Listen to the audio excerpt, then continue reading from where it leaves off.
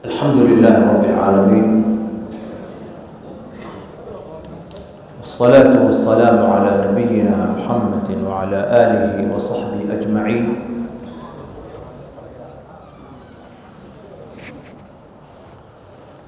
كلمتي عاوي إلهي إذن كيسا وحي كساب سنتهاي صلاح القلب. qalbiga hagaagiisiiyo inuu hagaagsamo oo fiicnaado qalbiga. ilaahay qur'aanka kariimka wuxuu ku leeyahay wallahu yaclamu ma fi quluubikum.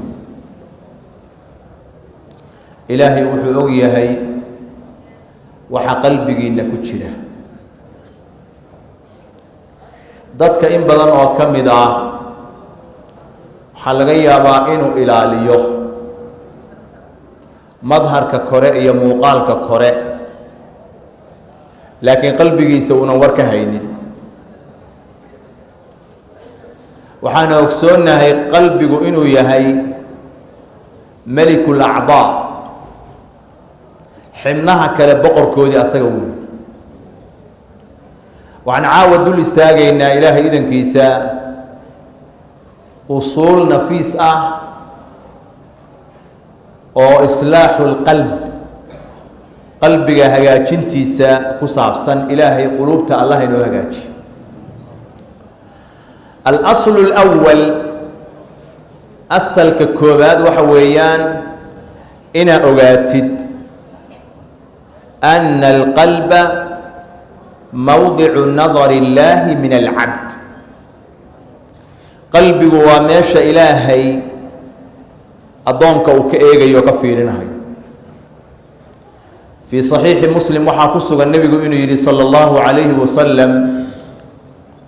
ina allaha tacaalى laa yanduru ilى suwarikum waamwaalikum walakin yanduru ilى quluubikum waacmaalikum. ilaahay ma eegayo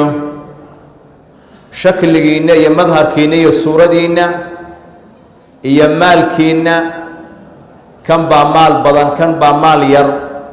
laakiin ilaahay wuxuu eegayaa quluubtiinna iyo acmaashiinna ilaahay eegaya. waxay ahlucilmigu yidhaahdeen waxaa la yaab leh meesha bani aadamku ay kaa fiirinayaan waad hagaajinaysaa. wejigaaga waad dhaqaysaa, waad shallaysanaysaa, muraayadaad isku eegaysaa. yaan khalqigan ilaahay wax xun aysan kugu arag wey. laakiin haddaadan ihtimaam siinin meeshii ilaahay uu kaa daalacanahayey oo ilaahay kaa eegayey, waa musiibo weyn. walidaalika buu leeyahay calaamatu naasir الsicdi raximah اllah waqalbaka طahirhu wamin kuli aafatin wakun abada can caybihi tatafaqadu. qalbigaaga aafo oo dhan ka daahiri oo ka nadiifi,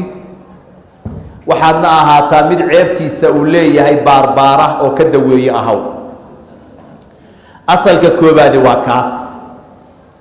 asalka labaad oo muhimkaah waxa weeyaan inaad ogaatid salaaxu اljawaarix bisalaaxi اlquluub. xibnuhu inay fiicnaadaan waxay ku xihan tahay qalbigu inuu fiican yahay. oo qalbigaagu hadduu fiican yahay, xibnahaaga ayaa fiicnaanaya. waxaad wada garanaysaan xadiidkii abi dar, xadiisulqudsiga ahaa. waxaa ku jiray xadiidkaa dheer yaa ilaahay inuu le yaa cibaadii low ana awalakum waaaakhirakum wainsakum wajinakum kaanuu calى atqى qalbi rajuli waaxidi minkum ma zaada dalika fii mulki shayئa. yaa cibaadii low ana awalakum waaaakhirakum wainsakum wajinakum kaanuu calى afjari qalbi rajuli waaxid ma naqasa dalika min mulki shayئa. kulligiin haddaad noqotaan dadka qofka ugu fiican, addoommadaydiiyo kuwii hore iyo kuwa dambe, insi iyo jinniba, arrinkaasi mulkigayga وحبكوا زياد مهي وبالعكس هدان نقطان الضوامد كوا كانوا فاجرسان هداد كلين أو كلا النقطان ملكي جيجا وحبك النقصان مهي أهل العلم وحي هذا الحديث كقيب تاسي وحي تسنيسا على أن الأصل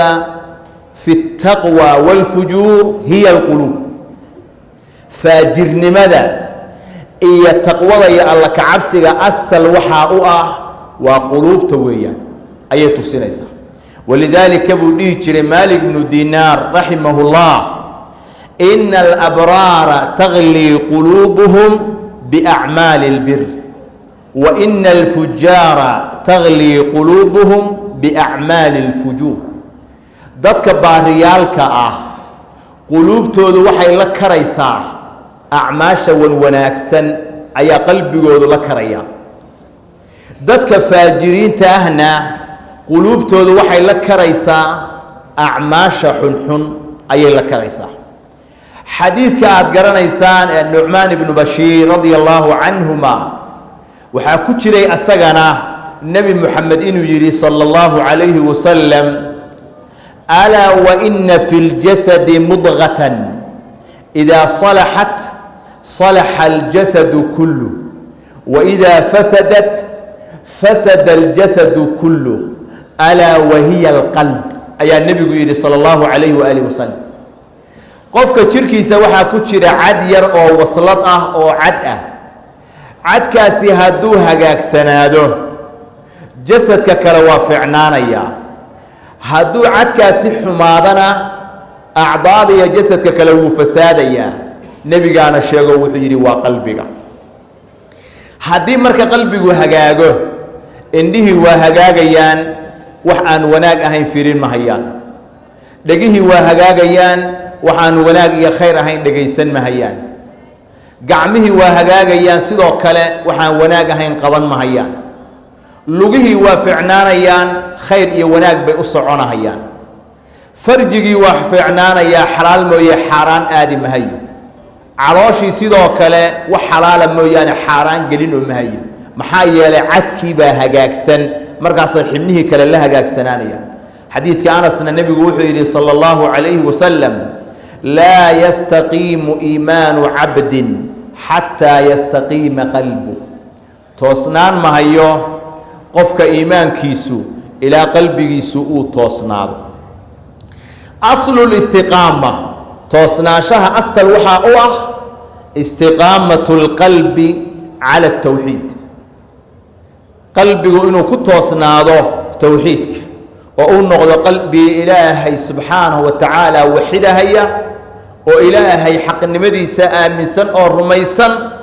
inuu asalka saas u noqdo markaasuu yiri calaamatu ibn rajab فمتى استقام القلب على معرفة الله وخشيته والرجائه والتوكل عليه استقامت الجوارح كلها قلبه مركو توسناده وإلهي معرفة وكتوسناده وإلهي خشيته وكتوسناده وإلهي رجينته ورجينه وكتوسناده oo ilaahay tala saarashada uu tala saaranayo ku toosnaado xibnahoo dhanna way toosnaanayaan ayaguna oo way hagaagayaan abi umama radiyallahu anhu nabiga wuxuu ka wariyay sallallahu alayhi wa alihi wa sallam inuu yiri man ahabba lillah wa abghada lillah wa a'ta lillah wa mana'a lillah faqad istakmala al-iman qofki ilaahay dartii u jeclaado qofka oo ilaahay dartii ku nacayana u naca oo ilaahay dartii u bixiya waxa uu bixinahayo oo waxa uu diidayana ilaahay dartii u diida qofka iimaankiisu waa dhameystirmay oo kaamil noqdo ahlu cilmigu waxay yiraahdeen xadiidku wuxuu tilmaamay laba arimood arinka koowaad waxa weeyaan al-hubb wal-bughd lillah ilaahay dartiis in loo jeclaado ilaahay dartiisna wixii la nacahayo loo naco وهما عمل القلب كاسنا وقلبك وح الله بنا يؤ جعيلك إلهي درتي الله جعلاض إيا بغضك قفك إلهي درتي الله نعا وأرهن قلبك الله بنا يس arrinka kale waxa weeyaan almancu walicطaa'u lilah dar ilaahay in wax loo bixiyo haddii la diidayana dar ilaahay oo sabab sharciya lagu diido wahumaa camalu lbadan labadaasina waxay u laabanayaan camalka badanka weeye la qofkii labadaa kulmiyey oo isla helay daahiran wa baatinan gudaha iyo daahirka qofkaasi iimaankiisii inuu dhammaystirmay ayaa xadiidka laga qaadanaya oo u tusinaya arrinka muhimkaa waxa weeyaan oo saddexaad asalka saddexaad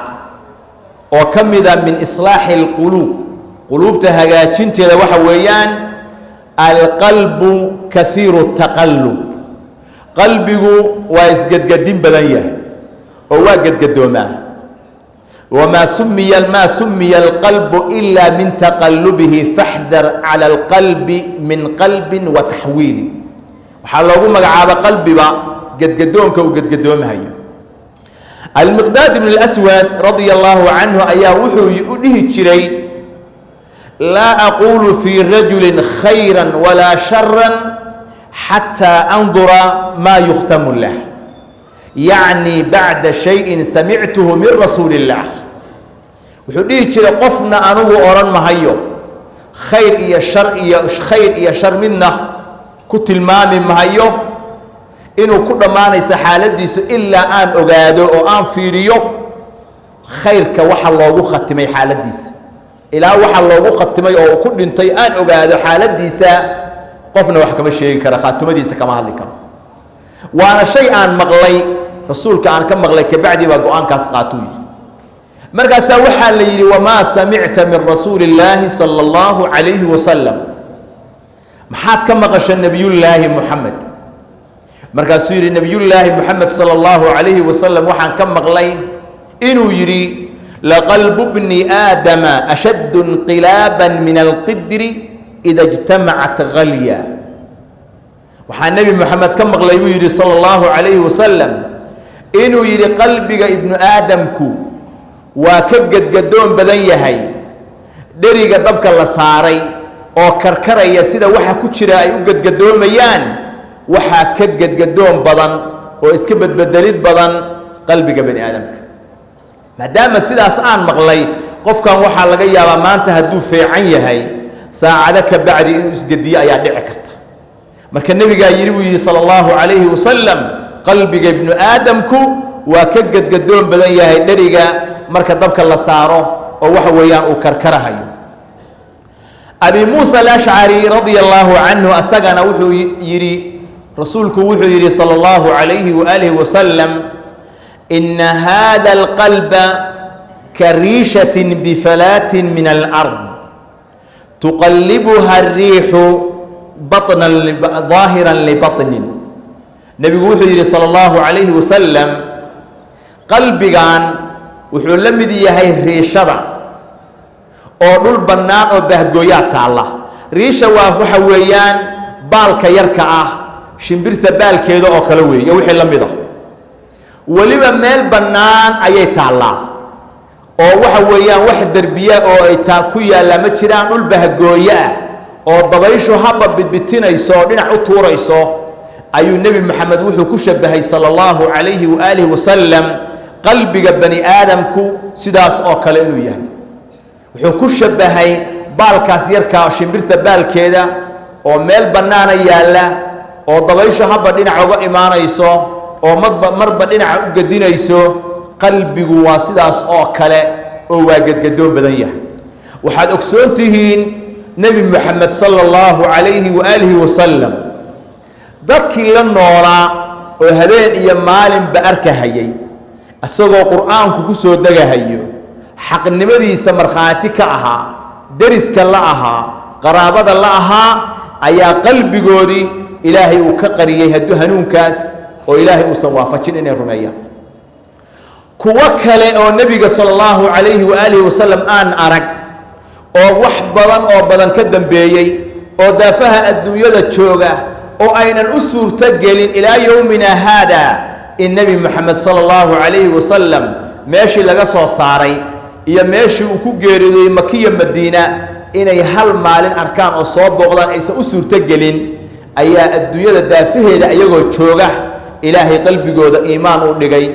oo waafajiyay inay nebi maxamed rumeeyaan sal alay wasalam marka waxa weeyaan qalbiga ilaahay baa haysta sidaasaa qalbigu yahay ilaahay baa gadgadinahaya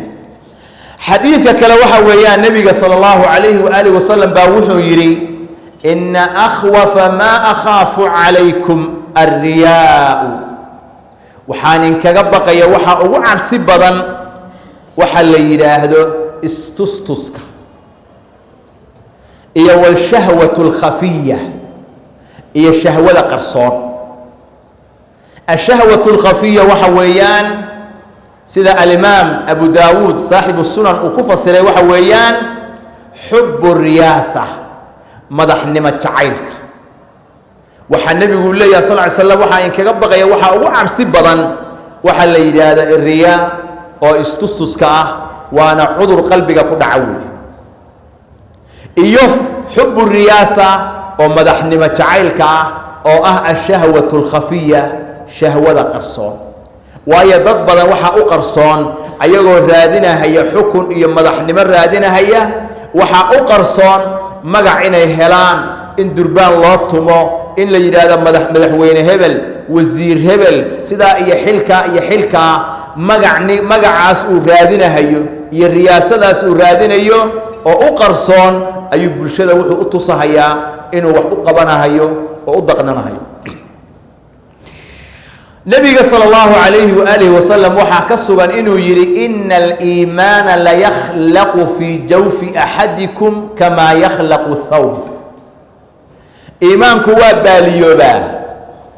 qofkiin qalbigiisa gudihiisa ayuu ku baaliyoobaa sida maradu u baaliyowdo fas'alu llah an yujadida aliimaana fii quluubikum ilaahay waxaa weydiisataan inuu iimaanka qalbigiina ku cusboonaysiiyo ilaahay weydiista xadiidkaasi wuxuu tilmaamayaa iimaanka aada xambaarsan tahay inay dhici karta mararka qaarkood inuu hoos u dhaco oo nuqsaamo oo uu duug noqdo oo uu baaliyoobo marka mar walba waxaad ku ducaysataa ilaahay ka baridaa ilaahay iimaanka inuu qalbigaaga ku cusboonaysiiyo ilaahay subxaanahu wa tacaala waa inaad weydiisataa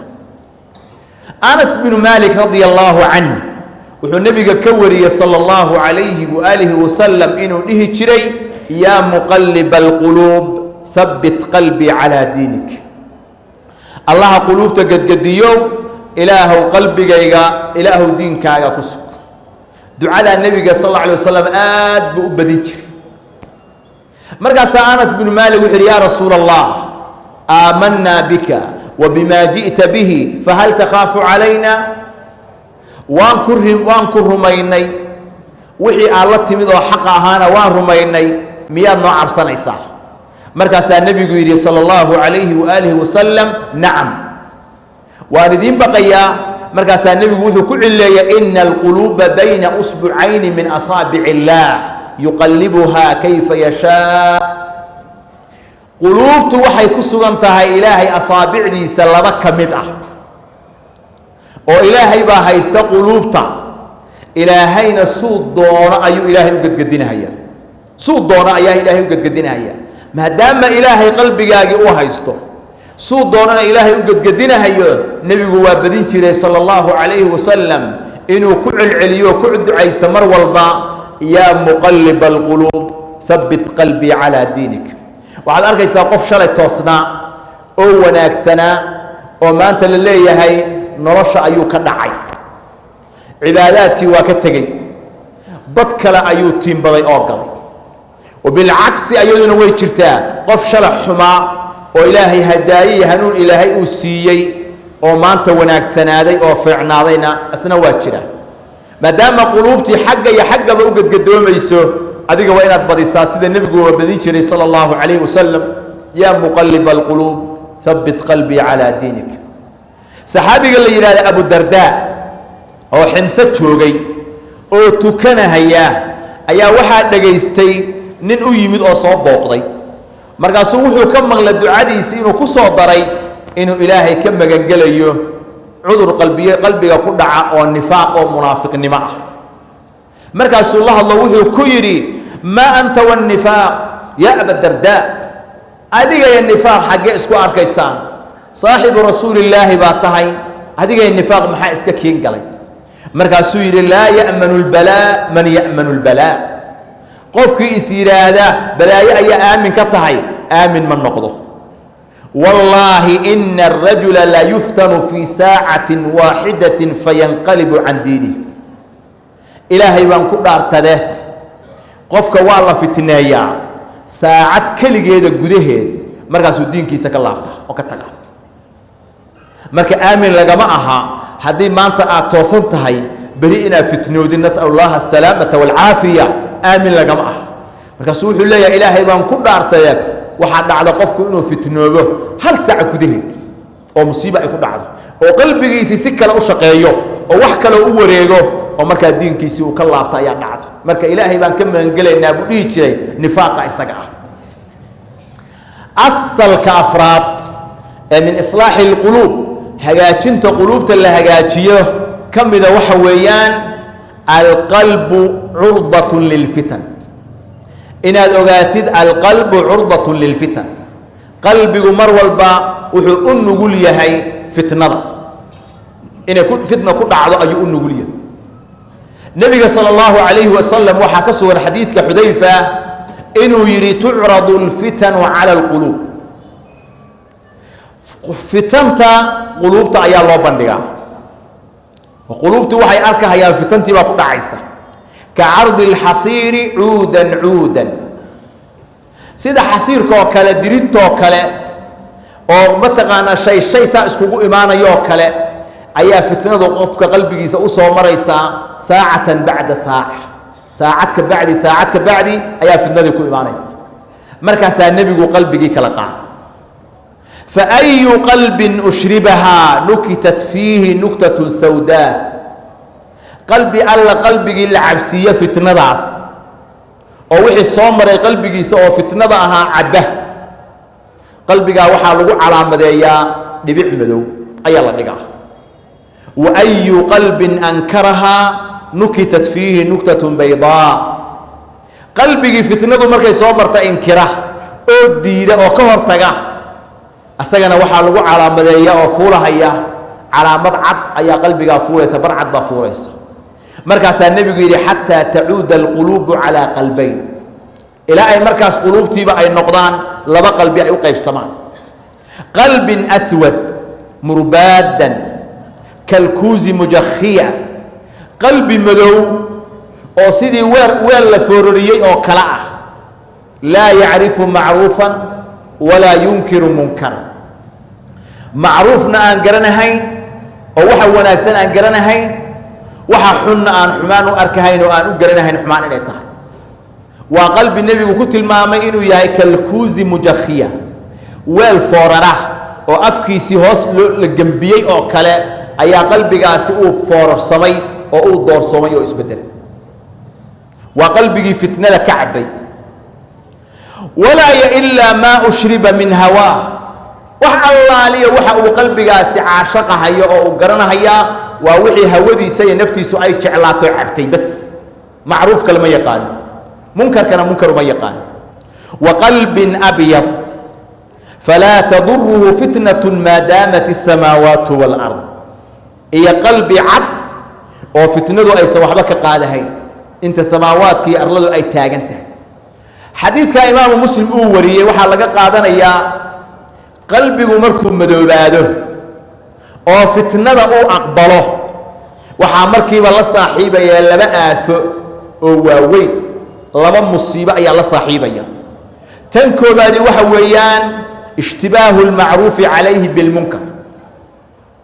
waxaa iskaga darmahaya shaygii xaaraamta ahaa oo munkarka ahaa iyo shaygii macruufka ahaa wuu iskaga darmahaya qalbigii baa madoobaaday falaa yacrifu macruufan walaa yunkiru munkaran macruufna ma garanahayo munkarna munkar ahaan u garan u mahayo bal waxaa laga yaabaa inuu sii taraaraxo oo uu u arko shayga munkarka ah inuu macruuf yahay shaygii macruufka ahaa oo wanaagsanaa oo sharcigu ogolaana uu u arko inuu waxu yahay dad badan baa jira oo laga yaaba xijaabka inay u arkaan inuu yahay wax aan fiicnay, inay u arkaan sunnada nebiga sala allahu calayhi wasalam wax badan oo ka mid a sida garka iyo wixii la mid ah inay u arkaan shay aan fiicnayn oo aan wanaagsanayn, cagsigeedana ay u arkaan reer magaalnimo iyo xadaarad iyo ilbax inay tahay. dhalinyaro badan baa jeegada xiiranahaya oo waxa weeyaan surweelle cidhiiriyoo ku dheggan qaadanahaya oo ka arkahaya inay tahay macruufka iyo wanaaggu inuu sida tan u yahay u arkahaya. gabdho badan baa xishoodkii iyo labiskii ka tegahaya oo u arkaya sidaan inuu yahay macruufka iyo wanaaggu inuu yahay sidii xaqa ahaana munkar u arkahaya. wuxuu u arkayaa intuu sii taraaraxa qalbigaasi shaygii xaqa ahaa baatil buu u arkahaya, baatilkiina xaq buu u arkahaya, sunnadiina bidco ayuu u arkahaya, bidcadiina sunno ayuu u arkahaya. oo wax maanta oo dhan wuxuu ku cibaadaysanayaa ajar ka raadinayaa bidco ah oo ilaahay aan loogu dhowaan. haddii sunnadii loo sheegana wuxuu arkahayaa sunnada aan sheegaysi laftigeedu inay bidcada tahay baa ayuu arkaya. marka qalbigaasi waa sii fogaaday, cabitaankii uu cabbay fitnada u aqbalay ayuu ku sii fogaaday. markaasuu wuxuu dhihi jiray cabdullaahi ibnu mascuud radia allaahu canhu, halaka man lam yacrif qalbuhu lmacruuf wa yunkir qalbuhu lmunkar. waxaa halaagsamay qofkii qalbigiisu macruufka aqbali waayo oo macruufka garan waayo, munkarkana inkiri waayo, qofkaas qalbigiisu waa halaagsamay. qalbigiisu marka qofkaas waa dhintay, asagu waa nool yahay jismi ahaan, laakiin qalbi ahaan waa dhintay. waa ka yidhi shaacirkii, laysa man maata fastaraaxa bimayitin inama almaytu mayitu laxyaa. qofkii intuu dhintay istireexay oo adduunyada dhibkeeda ka nastay oo iimaan iyo camal saalixa ka tegey, kaasi meyd ma aha. meyd waxaa ah midka nool oo soconahaya qalbigiisina uu dhintay, kaas ayaa meyd ah. aafadaasi waa aafada koobaad oo qalbigaagu hadduu madoobaado oo xumaado kugu dhacaysa inaad munkarkii iyo macruufkii kala garan weydo. aafada labaad ee la socota haddii qalbigu xumaado oo madoobaado raacaysa waxa weeyaan taxkiimuhu hawaa calaa maa jaaa bihi rasuul wainqiyaaduhu lilhawa, inuuba ka xaakim yeesho oo waxa weeyaan hawadiisa ay u noqoto xaakimka hogaamiya. wax alla wixii rasuulka xaggiisa ka yimaadana uu hawadiisa ka horgeeyo, uuna noqdo qof u hoggaansan waxay naftiisu jeceshahay iyo hawadiisa u hoggaansan. aad iyo aad bayna dadkaasi u badan yihiin. wax alla wixii nas iyo xadiid loo sheego oo nusuus cilmiye ah, markiiba wuxuu ka horgeynahayaa waxa hawadiisu iyo naftiisu ay jeceshahay ayuu ku mucaaradahaya. wanaaggana wuxuu u haystaa waxay naftiisu ku hogaaminayso oo ay la jeclaanayso ayuu wanaagga u arkaa. musiibana waxaa ah markii ay agtaada ka noqoto xukunka aad dhiibanaysid iyo waxaa wanaag u arkaysid iyo waxa aad u xukun dhiibanaysid wax alla wixii naftaadu ay jeceshahay. haadihi hiya almusiiba, inaad ka xaakim yeelatay hawadaada iyo naftaada, taasaa musiibo ah. fitanka loo bandhigo quluubta ku dhaca laba qaybood weeye: fitanu shubuhaat wa fitanu shahawaat. fitan ka imaanaya xagga shubuhaadka oo waxa weeyaan waa bidcada iyo shirkiyaadka iyo wixii la mida weeye, iyo fitan ka imaanaya xagga shahawaadka waxay naftu jeceshahay. labadaba xadiidka nebiga sala allahu calayhi waaalih wasalam waa ka odhanaya, ina mima akhshaa calaykum shahawaati alghay fii butuunikum wa furuujikum wa mudilaati alhawa. waxaan inkaga baqaya waxaa ka mid ah hawadiinna oo waxa weeyaan dalaalka iyo baadida shahawaadka ay ka imaanahaya oo aad jeclaanaysaan, hadday tahay farjigiinna iyo hadday tahay calooshiinna iyo hadday tahay hawaadka iyo mudilaadka hawada ku dhisan oo qofku waxa weeyaan uu jeclaanayo raacayo. oo waxa weeyaan qofka marba wuxuu iska jecel yahay inuu cuno oo cabbo, shahwadu markay qabatana uu iska guto, una aabba yeeli mahayo waxa uu cunayo cabbayo calooshiisa gelaya, iyo shahwada meeshuu ku gudanayana u aabba yeeli mahayo. wuxuu u nool yahay qofkaasi sida bahaa-imta iyo xayawaanku u nool yihiin buu u nool yahay. dhinaca kalena wuxuu raacayaa hawadiisu wax alla waxay jeceshahay baa diin u ah. fitanka ku dhaca quluubta labadaas ayay ahlucilmigu u qaybiyaan. asalka shanaad oo quluubta lagu hagaajiye waxaa ka mid a inaad ogaatid الأعمال تتفاضل بتفاضل ما في القلوب أعماش ويكلا ديرتهاي وين كلا سريسا وحانا كينيا قلوب توحا كسوغان أيانا سببوها لوقف أيا صفكة تكنا هي صلاة اسكو هالصف بيكو تشيران صلاة أي تكنا يعني وإسلا اكتهاي هل إمام باتوكينا هي لبدو الصلاة أي تكدين وحا أدحيا ما بين السماء والأرض وأدحيس سمادا يا أرلada inta isku jiraan bay isku jiraan xageem arintaana ka timid inay labadan qof oo isku mar tukaday oo isku masjid ku tukaday oo hal salaad isla tukaday in salaadoodi ay kala tagto oo ay kala dheeraato oo ay kala fogaato oo midna ma bayna samay ay ahaato midna dhulka ay joogto xagee ka imaanaysaa waxay ka imaanaysaa ma fil qulub qulubta qofkan uu xambaarsan yahay qalbigiisa khushuuca iyo iimaanka iyo sidoo u soo xaadirsan yahay ayaa farqiga keenaya waa muhiimada qalbigu uu leeyahay mar walba in la ilaaliyo fi sahih muslim waxa ku sugan nabigu sallallahu alayhi wasallam inuu yiri ma min muslimin yatawadda fayuhsinu wudu'ah qof muslim ah oo waysa qaata ma jiro oo waysa qaadkiisa hagaajinaya thumma yaqumu fayusalli rak'atayn كدبنا استاغيو لبا ركعه كنهيا مقبل عليهما بقلبه ووجهه قلبه سنه سو قابليه صلاه وتكنيو وجهه سنه قابليه وقلبه حاضر وياهي الا وجبت له الجنه قفكاس جنه يا واجبته لفظك كلام في صحيح مسلم اصنع وحويان إلا خرج من خطيئته كهيئته يوم ولدته أمه maalintii hooyadiis dhashay sidoo ahaa ayuu dambiga ka noqonaya waa qof soo weysa qaatay laba ragcad tukaday weysa qaadkii hagaajiyay laakiin labadan ragco nabigu muxuu ku qeyday sallallahu alayhi wasallam muqbilun alayhima biqalbihi wa wajhihi wa qaabiliy wa soo xaadiriya qalbigiisa iyo wajigiisa ayuu qaabiliyay oo soo xaadiriya qalbi khaashica oo wuxuu akhrinayo khushuucsan oo la socda ayuu ilaahay la hor istaagay qofkaas waxa loogu bishaareeyay laba arimood dambi wuxuu ka noqonayaa habeenkii hooyadiis dhashay waa loo dhaafay dhinaca kalena jannada ilaahay waa u waajibtay qof waa sidaa salaadiisi qofna mar allaaliya markuu galo baa wax allaaliya wixii xisaab ka maqnaa wax allaaliya wuxuu ballama iloobay wax allaaliya wax shaqo u yaala intii in lagu daray oo shaydaan u qurxinaya soo hor istaagaya masaajidka waa jooga jasad ahaan laakiin qalbigiisu suuqa ayuu jooga waa maqan yahay qalbigiisu xaadir ma aha marka qofka sidaas ah iyo qofka xaraf kasta oo akhrinaya la socda maxaad u malaynaysaa waxay isku jirtaa salaadoodi ma bayna as-samaa'i wal ardi salaaduna waa isla salaadii qulubtii baa kala duwan ولذلك ابو يري ابن القيم عليه رحمه الله وكذلك قراءة سورة بتدبر وتفهم وجمع القلب عليها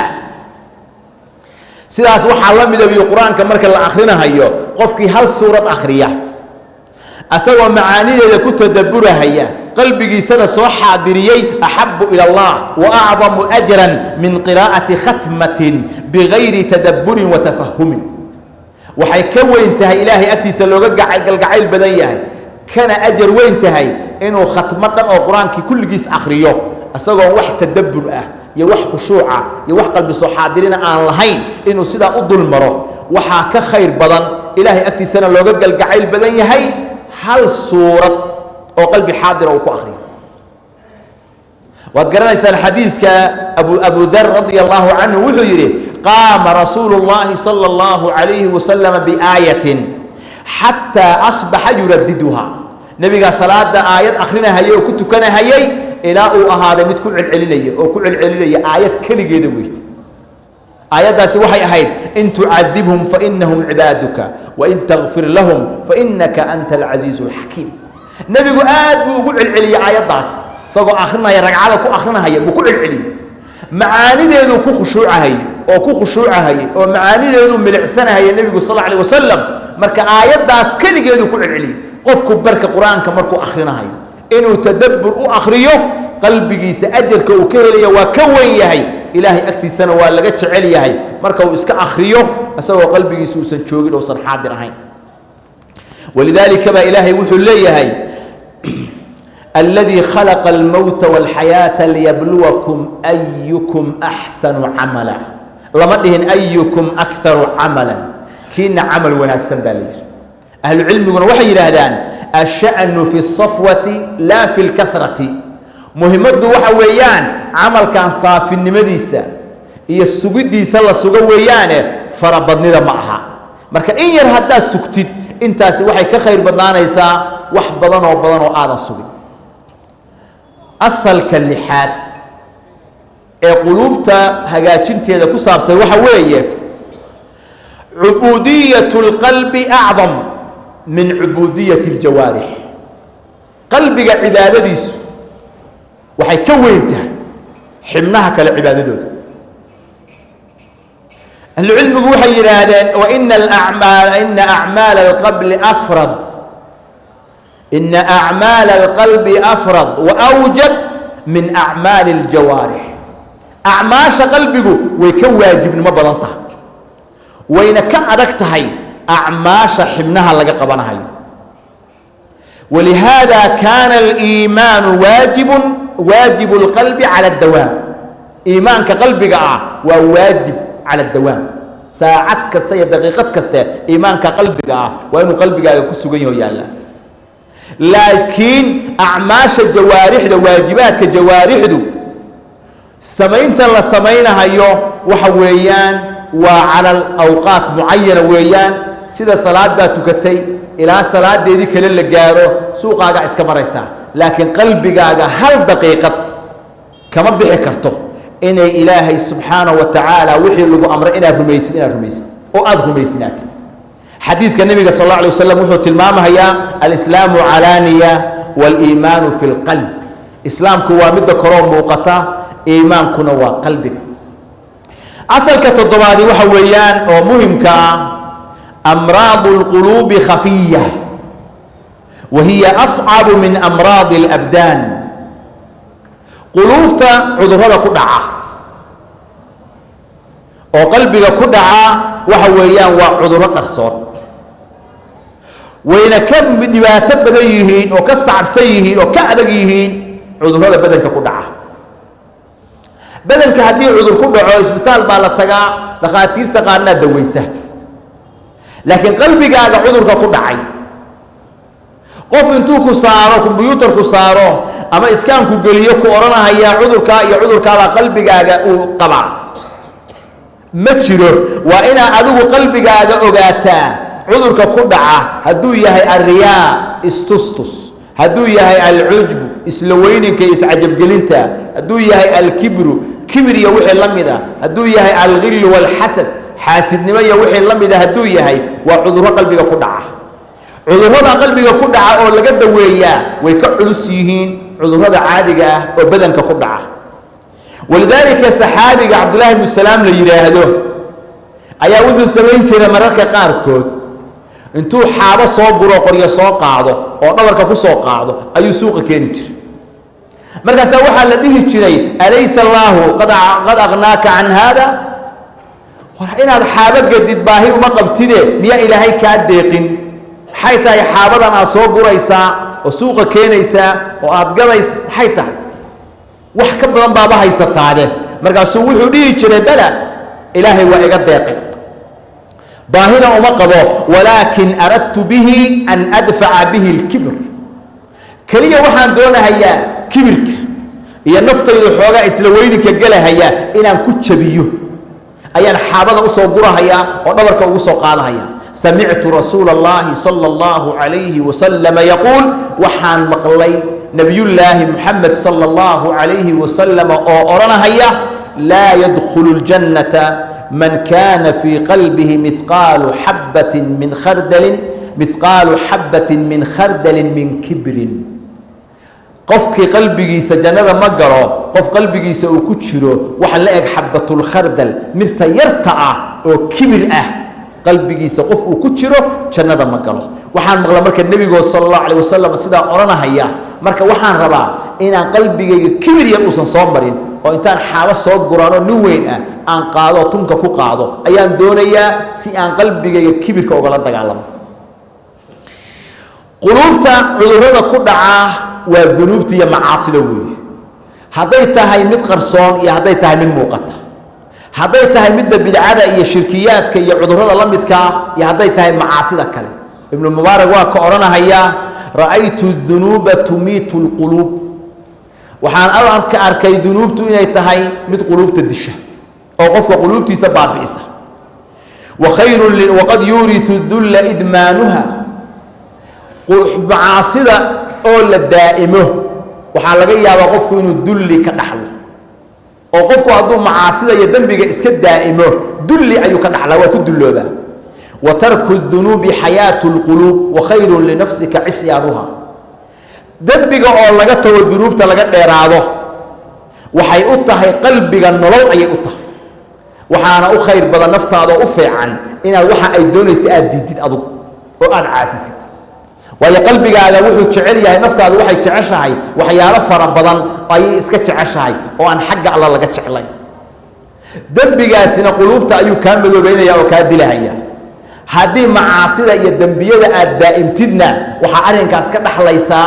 dulli iyo ihaano ayaa ka dhaxlaysaa oo qofku wuxuu noqonayaa qof liita ilaahay agtiisana ka liita dadka agtoodana waa ka liidanaya maxaa yeelay xasanada marka laga soo tago sayi'ada oo xumaanta ah waxay leedahay 5 arimood wa inna lis-sayyi'ati sawadan fil wajh wa dhulmatan fil qalbi wal qabr wa wahnan fil badan wa naqsan fil rizq wa bughdan fi qulubi al khalq hadii macaasida iyo dambiyada aad ku dhex jirtid waxa ka dhalanaya wajigaagu inuu madoobaado qalbigaagu inuu madoobaado qabriguna kugu madoobaado waxa ka dhalanaya wahnan fil badan badankaaga ayaa daciifaya oo xoog ma balihid badan oo macaasida waxa la socda inta badan tabardarra ayaa la socota wa naqsan fil rizq rizqigana waxa weeyaan nuqsaan ayaa kaaga sugan wa bughdan fi qulubi al khalqi adoomada qalbigoodana nacayb baa lagu gelinaya oo qofka khayrka iyo wanaaga qalbigiisa ku sharxan yahay oo wanaaga ku jira adoomada ilaahay waa jeclaysiinaya qofka macaasida daa'imo ku dhex sugan oo ilaahay aan uga laabanahayna adoomadu way nacahayaan qalbigooda ayaa ilaahay nacay u gelinaya waxaa laga dhaxlaa marka musiibadaas iyada ah macaasida iyo dunuubta asalka sideedaad oo kelimadan ugu dambeeya asalada sideedaad ugu dambeeya waxa weeyaan إهمال أعمال القلوب يؤدي إلى الهلاك أعماشي القلوب أو الإهمالية وقفك فرها كقاعدة أو المهمات سينين أرنكاسي وحو كينيا هلاك بكينيا قفك إنه هلاك سماء يقاسينيا haddaan qofku qalbigiisa uusan ka warqabin xaalad kasta meesha uu marahay oo uu mataqaana uusan la soconin oo uusan khayrka iyo wanaaga ku sifaynin marka dambe waxa uu keenayaa haddii la ihmaaliyo halaag buu keenayaa waxay ahlu cilmigu yiraahdeen fakam raakicin saajidin caabidin yadhunnu annahu muqbilun cala allah wa huwa haaribun minhu badanaa qof rukuucsan oo sujuudsan oo ilaahay caabudahaya oo u malaynaya ilaahay inuu qaabilay oo ilaahay ka jeestay xaqiiqada dhabta ah dadka noocaasi badana waxaad naga fahmaysaa xadiidka nabiga sallallahu alayhi wasallam uu leeyahay awwalu shay'in yurfa'u min hadhihi al-ummati al-khushu' hatta la tara fiha khashi'an waxa ugu horeeya oo ummadda laga siibi doono laga qaadi doono وخشوعا إلى مركز دم قف خاشع وخشوع سبب أويد وأنا سيدا ما أنت آدي لو بدن يهوي وهذه ذاتك إسواريستان هذو قلبي قاعد ويدي أنا قلبي قاعد ويدي أنا قلبي قاعد ويدي سلادي آتكتي إمي سأيا قلبي قاعد حاضر أها أو خشوع سنة وحالقي يا بالله إلى دمات إن حرتهم بكود بس وحكوه حجي إمام كان مقشي أو يري السلام عليكم ورحمة الله السلام عليكم ورحمة الله سورة دي أو أخرية أو جهري هيدنا هل آيات إن هذا كحسوسني وهذا كشيك وحكينا يا قلبي جيبان مقا خشوع جيبان مقن وأنا عمل كأمضى على جرف عندنا وجوه الريوي هذه مركز خشوع إلا وهيو لا أعرف باك دلنا هيا عدم الانتهاء عن الفحشاء والمنكر إن الصلاة دي حمانتي أي سنكار ريبية فحشاء إلا إلهي يقول لي إن الصلاة تنهى عن الفحشاء والمنكر صلاة وحي ريبية فحشاء يا حمانتي يا منكراتك صلاة قفك أطوك خشوعه وأسأقوا إلمين يوك صبحه قلبك يسوء يسبدله بنانك حمانته هذي تالتاله آدم هاي وإذا بسن يا قلبي إذا بسن أيو مساعدك كلا صبح قلبي خشوعه الدليي أو إدبيي أيو الله صبح عظم إلهي قلبي أي دبوشي أيو الله صبح حمانته هذي هلك تالتاله كل حن هاي قلبك يسي أيام نور هذي لكن قفك وسوح الله لي وحيتو كذا وننوغي وسوّرك هينين وحا إيمانيسا حمانتا إنو سنو آبيين إسكا دح دباش بدنا قف صلاة تاغن أو جماعة تاغن أو حاجك يا عمرنا آده هيان أو كسبك أو كشق يا حرام ويان أو هل مرنا أن إسكو كين الحساب ورحرام تنبات كشقين يساده علاده هذين واتشوكتين يساده حاجة إسكا قبل الله هلا dad badan oo fara badan ayagoo xaraan ka shaqeynahaya oo ribadii qaadanahaya oo laaluush qurun ku shaqeynahaya oo wax isdaba marsiinahaya oo wax dhacay wax beena dadka ka gadahaya ayaa lacagta ay ka kasbaan ayay umradiina maalin walba aadayaan xajki aadahaya masaajidka jamaacadii kaaga horeeya xuquuqdii dadku muslimiinta ay ku lahaayeenna waxa laga yaabaa $100,000 ama 10,000 haday ka gasho ama $1,000 ay ka gasho inaan laga soo saari karin asagoo milyaneer haddii laakiin salaada uu ku khushuuci lahaa qalbigiisu intuu akhriyo waxa uu haysto ayuu dhihi lahaa waxaan ilaahay baa kula og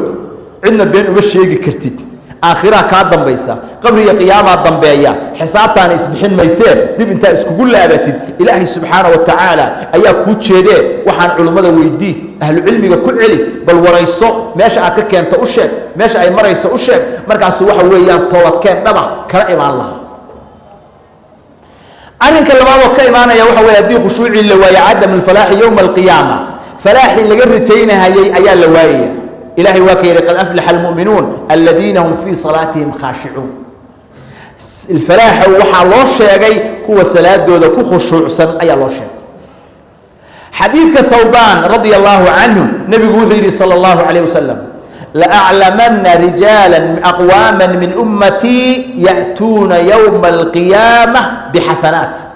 أمثال جبال تهامة بيضا فيجعلها الله هباء منثورا وحان ويسين يا رقبا قوبا بضا وأمضى إذا كمد وما ننت قيامها لإيمان دونا حسنات بورها أكرا هذا فربضا oo ilaahay uu ka yeelay habaan manfuran dabaysha lagu darayo wax laga soo qaadayna ilaa markaasuu yiri Thawban radiyallahu anhu ya rasuulallah sifhum lana jallihim lana rasuulka ilaahay oo dadka nuucaan oo maalinta qiyaamaha la imaanaya xasanaad fara badan oo buuraha la eg oo ilaahay agtiisa waxba aan laga soo qaadayna dabaylaha lagu darahayo bal kuwa oo tilmaan إننا كم نقوم برجينا هياله بل كوا نوتي الما رسولك إلهي أما إنهم إخوانكم ومن جلدتكم وولالهن وإذنك جلد مقاركين شركين نوكل وبني آيام كاتين أوكلا إذنك أوكلا إذنك لمديهين ولكنهم قوم إذا خلوا بمحارم الله انتهكوها لكن وقوم مركي كل جوديهين حاران تأنو أبيين ظاهر كوي في عيه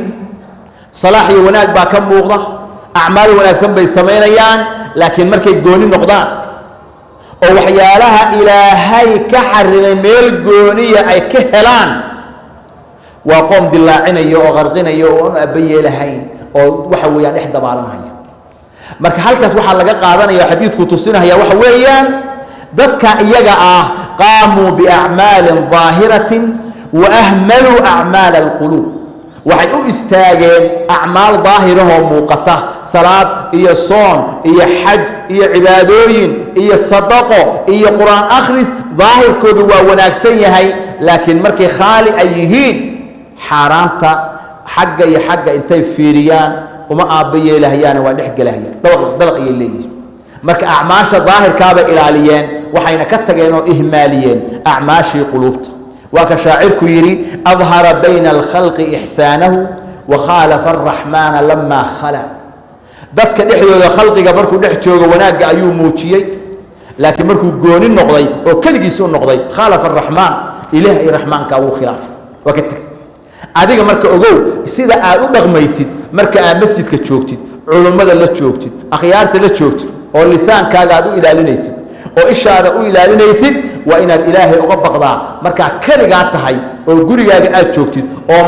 moobeelkaaga adigu aad fiirsanaysid xumaan ha ka fiirin waxaa laga yaabaa haddaad moobeelkaaga soo bixisid oo intaan oo akhyaari ku ag joogto oo xumaan ay ka muuqato inaad iska xirtid laakiin kaligaa markaad tahay waxaa laga yaabaa inaadan u aabba yeelin istijaabi adigu marka waxaa laga yaabaa kaligaa markaad tahay xumaanta inaad dhegaysatid laakiin markaa akhyaarta kale la joogtid inaad iska qarisid waxaa laga yaabaa markaa akhyaarta la joogtid xalaal quutaa tahay laakiin markii waxaa laga yaabaa markaa keligaa tahay wax allaaliya waxaa ku soo gelay inaadan u aabba yeelin adigu naftaada marka muraajace oo fiiri oo sida aad daahirka ilaahay uga baqdid sidaas si la mid ah oo qarsoodiga ah ilaahay mooga baqdaa subxaanahu wa tacaala aad iyo aad arrintaas waxay u baahan tahay qof kasta inuu naftiisa uu muraajaceeyo waxaad garanaysaan saddexda qolo awalu man tusacaru bihim annaaru yowma alqiyaama saddexda qolo ugu horeeyo naarta lagu hurinahaya maxay ahaayeen qaamuu biacmaalin daahira acmaal daahirahoo muuqata saalixa oo wanaagsan bay la yimaadeen laakiin quluubtooda inkaari ku dhacday nebigaana sheegay sala allahu calayhi wasalam ninkii gaalada la dirirahayay oo shahiiday oo ay dileen gaaladu oo aakhiro la keenay oo la yidhi haye maxaad ku dhimatay waxaa ku dhintay waddadaadaan ku dhintay ilaahayna uu leeyahay beentaa weeye waxaad u dhimatay in lagu yidhaahdo waa geesi waa halyey soo majeeste ah waana lagu yidhi naartaa loo jiida waxaad garanaysaa ninkii caalimka ahaa oo cilmiga faafinayey qaariga ahaa oo aakhiro la soo taagay oo yidhi qur-aankii dartaa baan u akhriyey ilaahayna uu yidhi beentaa weeye qur-aanka waad akhrisay liyuqaala laka qaari in lagu yidhaha qaari weeye ayaad u akhrisay waana lagu yidhi naartaa loo jiida waxaad garanaysaa ninkii sadaqada badnaa oo deeqsiga ahaa oo ilaahay la soo hortaagay oo la weydiiyey oo yidhi waddo kastaoo khayr loo jecesha ilaahu ma jirto ilaa waa ku bixiyey ilaahayna uu yidhi waad bixisay laakiin uma aadan bixin aniga dartay waxaad u bixisay in la yidhaha waa jawaad waa deeqsi gacmihiisu isma gaaraan adduunyada waana lagu yidhi naartaana loo jiida saddexdan qolo oo naarta lagu hurinahayo oo la cadaabahayo oo sidaas ilaahay u duleeyey saddexdooda waxay la yimaadeen acmaal markaa fiirino wanaagsan bay la yimaadeen laakiin qalbiga ayaa waxaa ku sugnaa alriyaa wasumca qalbiga ayaa jiranaa marka qalbigii ayaa fasaaday camalkooda daahirkaana waa fasaaday acmaal waaweyn bay la yimaadeen fayajcaluha allahu habaa'an manhuuran ayaa ilaahay ka dhiga subxaanahu wa tacaala waa kan nabigeenu yidhi sala allahu calayhi waalihi wasalam ina arajula layacmalu bicamala ahli ljanna fima yabduu linnaas qofku wuxuu samaynayaa camalkii ahluljannaha sida dadka u muuqata sida dadka u daahirka u muuqda camalkii ahlujannaha weeye laakiin waxaa loogu khatimahayaa camalkii ahlunaarka loogu khatimahaya khaatimo xumo ayuu ku dhimanahaya marka nebigu wuxuu tilmaamay fii maa yabduu linnaas sida dadka u muuqata camal ahlujannu haya laakiin camalkan ahlujannaha uu hayo xaqiiqadiisa ma yahay camal qalbigiisu uu wanaagsan yahay uu ku samaynahayo xaqiiqada dhabtahay waxay tahay qalbigiisa asagu waxa weeyaan waa is og yahay ilaahayna uu daalacanayo ogyahay subxaana wa tacaala laakiin dadku ma oga marka camal ahlujannu hayaa naar ayuuna ku dambaynahaya ahlucilmigu waxay yidhaahdeen halkaa waxaa laga fahmahayaa qofkii hagaajiya qalbigiisa iyo daahirkiisa kore qofkii labadoodaba isla hagaajiya ilaahay subxaanahu wa tacaala cadaaladiisa iyo raxmadiisa iyo fadligiisa khaatimo wanaagsan ayaa ilaahay ugu khatimaya subxaana wa tacaala dadka ayagoo daahirkoodu uu fiican yahay marka dambe khaatimo xun ku dhinta ahlucilmigu waxay yidhaahdeen dadkaasi waxaa inta badan waxaa asal u ah waxaa u qarsoon in qalbigoodu uu yahay qalbi fasaadsan oo aan fiyoobay oo jiran oo istustus iyo riyaa iyo cudbi iyo kibir iyo isla weyn uu ku jiro oo cudurka qalbiga ayaa haya saxaabada nabiga sallallahu alayhi wa alihi wasallam dadka ugu khayrka badnaa oo ugu wanaag badnaa bacda al-anbiya ayagu cabsan jireen qalbigana aad bay u ilaalin jireen oo muraaqabayn jireen wuxuu leeyahay ibn abi mulayka adraktu 30 min asxaabi an-nabiy sallallahu alayhi wasallam kulluhum yakhafu an-nifaq ala nafsihi waxaan soo haleelo arkay oo la kulmay 30 saxaabadii nabi maxamed kamida mid kastana wuxuu ka baqahayay nifaaq iyo munaafiqnimo ayuu naftiisa uga baqahay qalbigiisa ayuu munaafiqnimo uga baqahay saxaabada markaas u baqi jireen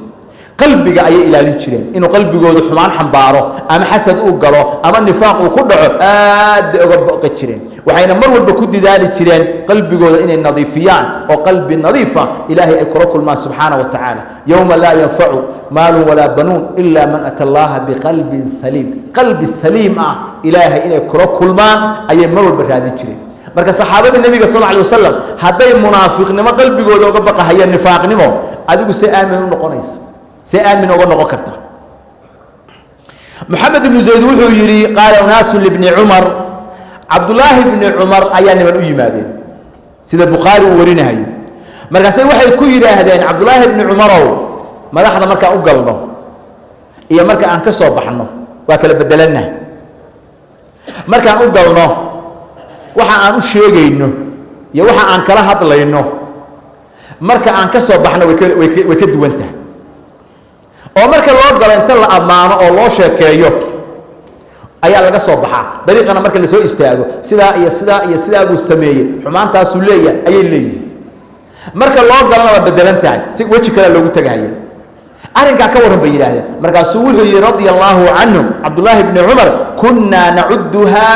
nifaqan arinkaas waxaan ku tirin jirnay munaafiqnimo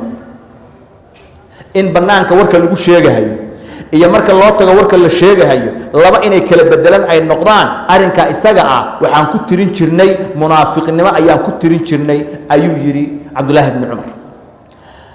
al-Hasan wuxuu yiri an-nifaq fi ikhtilaf as-sirr wal-alaniya nifaqa waxa la yiraahdaa hadii sida ku qarsoon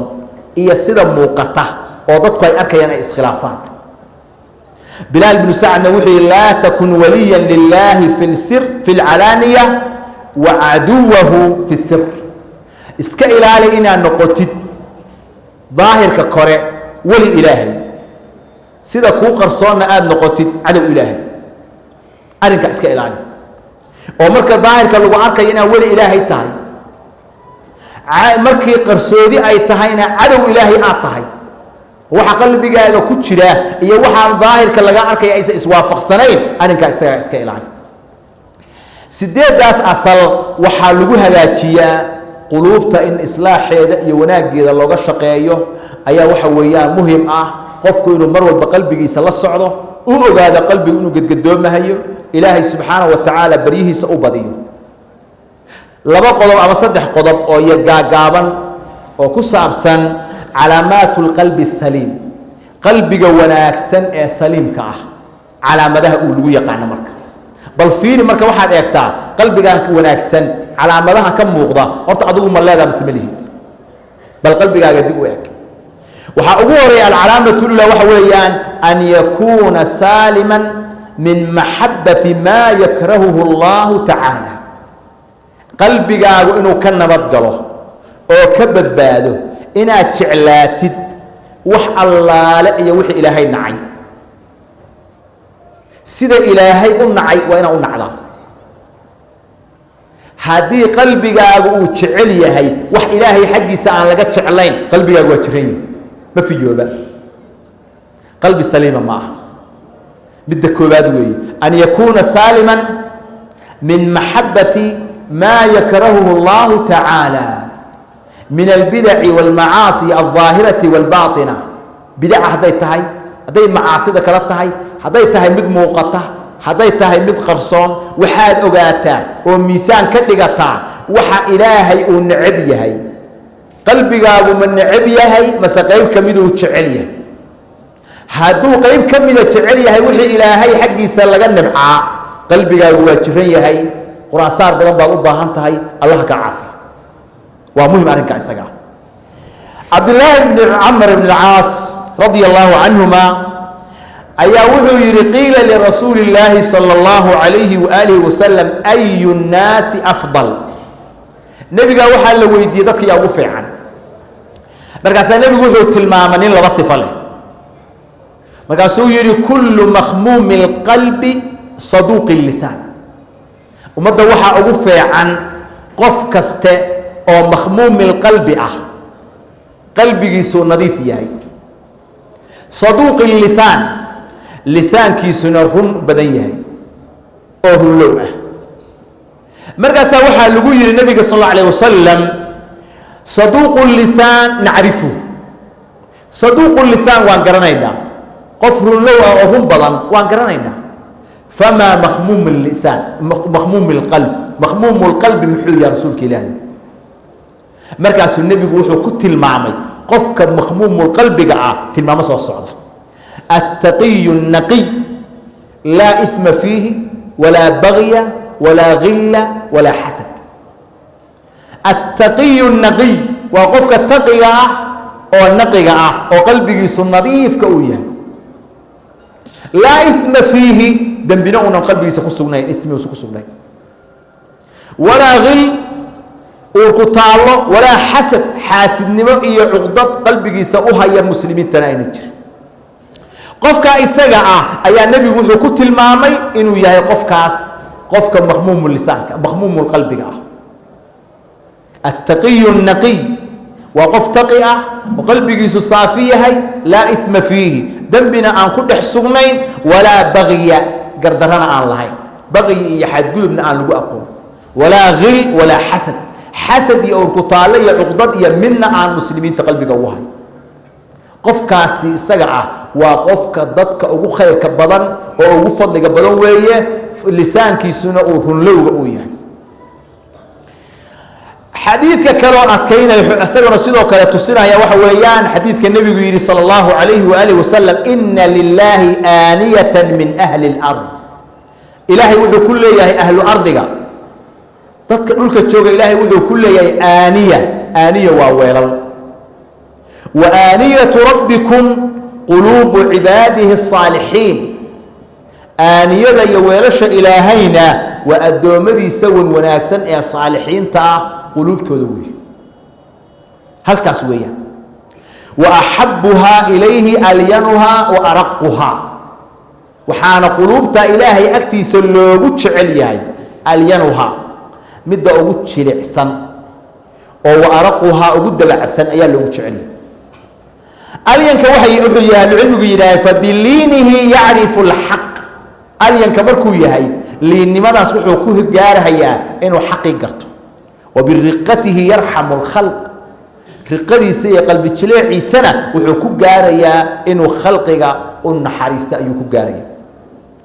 على مدى كوه وبداس على مدى اللباب بل قلبك كفيري سيكو طهي وحويان أن يرتحل عن الدنيا حتى ينزل بالآخرة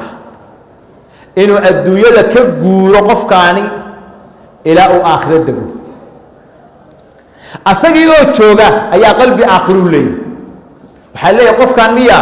قلبي آخر لي قفك لو حال لي قفك أصبع عقلي الدنيا ميان عقلي آخري قلبي آخر من ضمن ومصيبه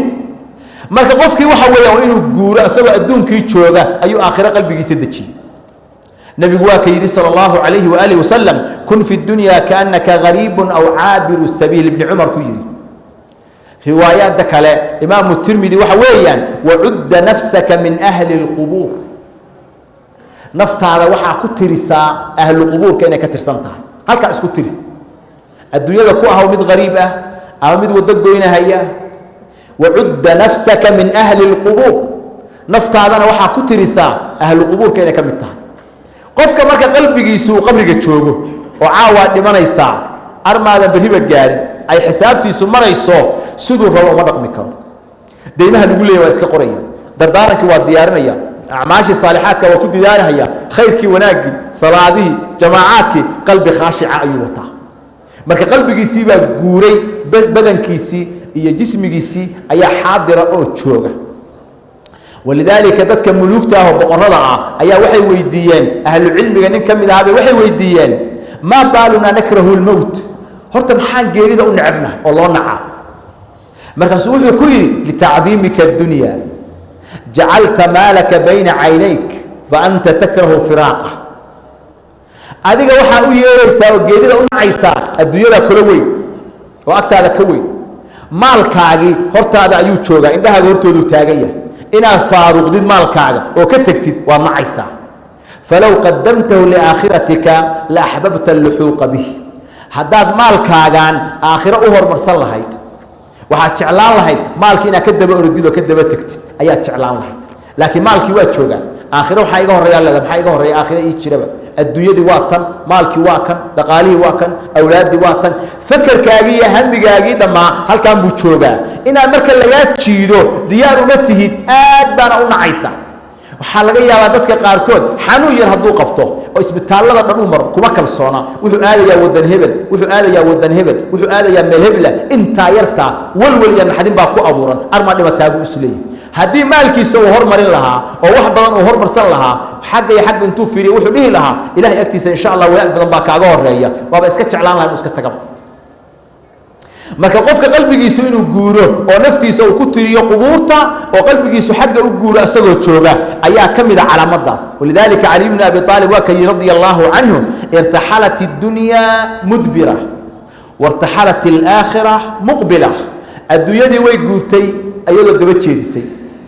aakhirana way soo jeesato way soo dhaqaaqday walikulli waahidatin minhuma banuun mid kastana aakhiriya adduun warasa ayay leeyihiin فكونوا من أبناء الآخرة ولا تكونوا من أبناء الدنيا ورنقضة عرورتي آخرية ورساء آخرة النقضة هنقننا ورساء الدون هنقننا وحنكسو ختمها هي كلمة ديدا هذا الأولية علامة ابن القيم أو كوان علامة ابن القيم وحولية هي والناس في هذا الزمان سافرون في طلب الدنيا وهي عنهم زائلة ضدكو زمن كان أن شوفنا ومدة تضرب أو سنة تقريبا كهرة أي هذا كان لي ابن القيم وحولي زمن كان أن شوفنا ضدك شوفا سافرون في طلب الدنيا الدنيا طلب كيدية رادين تيدا أي أصفر هيان أو قارد كردوان آده هيان وهم عنه وهي عنهم زائلة الدنيا دون واكتجيسا أما أيها كتجاه قاردها الدون كينا أمر هيان إن الدنيا صح حاصليان marka dambana natiijadu waxay noqonaysaa ama maalkii baa baaba'ahaya oo asagoo arkaya maalkii ka wareegaya ama maalkii oo jooga asaga laga kaxaynaya ka tagahaya waqa'adu 'an as-safari ila al-akhirati wa hum ilayha raahilun aakhira safarkeedii waa ka fariisteen buu yiri zamankan dadka jooga xaqiiqaduna waxay tahay waa meeshay u guurayaan oo laba huraanka weey markaasuu wuxuu yidhi yascauna lima yudrikuun wayatrukuuna maa hum bihi muطaalabuun waxay u degdegayaan oo u xusul duubahayaan wax ay haleelayaan oo aan seegahayn maxaa yeelay risqiga lagu qoray ma ku seegahayo taasay u xusul duubahayaan waxay ka tegahayaan taas cagsigeeda tii laga dalbay inay la yimaadaan oo aakhiro raadinteeda ahaa ayay meesha ka saarahayaan markaasuu yidhi wayucamiruuna maa hum canhu muntaqiluun waxay camirahayaan wax ay ka guurahayaan daara ay ka guurahayaan ayay camirahayaan wayukharibuuna maa hum ilayhi saa'iruun guryo ay aadi doonaanna way kharibahayaan oo hagaajin mahayaan wahum cani alaakhirati hum gaafiluun dadkaasina waa aakhira moog ilaahay nagama dhigo marka waxay camirahayaan daar ay ka guurahayaan waa daarahan la dhisay nin kasta markuu qorshaynayo dhismaheeda idinku saa wada ogsoonahay ku qorshayn mahayo cimrigiisa wuu og yahay inuusan daartan uu dhisay oo ugu talagalay 100 sano inay sii taagnaato inuusan calfanahay waa go'aan meel u yaala waa camiraya midii kale oo uu degi lahaa oo rasmiga ahaydna haddii caawa laga weydiiyo meeqa dabaq baa gudaheeda ka dhistay waxaa laga yaabaa dabaq iska daaye aas-aaskeedii weli inuusan bilaabinba nas'al allaha asalaamata walcaafiya waxaan kusoo gebagabaynahayaa walaalayaal إلهي سبحانه وتعالى بأسمائه وصفاته وحن سؤالنا إن إلهي قلوبتنا إنه كدقه قلوب خاشعة أو خشوع صن عامرك علمك ذكرك إلهي يحسك إلهي كعمرك الله ينغرق. اللهم طهر قلوبنا من النفاق، اللهم طهر قلوبنا من النفاق والرياء والعد والحسد والغل. اللهم طهر قلوبنا من النفاق وأعمالنا من الرياء وألسنتنا من الكذب يا رب العالمين. إلهي سبحانه وتعالى هين هنونيو دنبجين دنب والدكين بالله ضعفه. وصلى اللهم على نبينا محمد وعلى آله وصحبه أجمعين.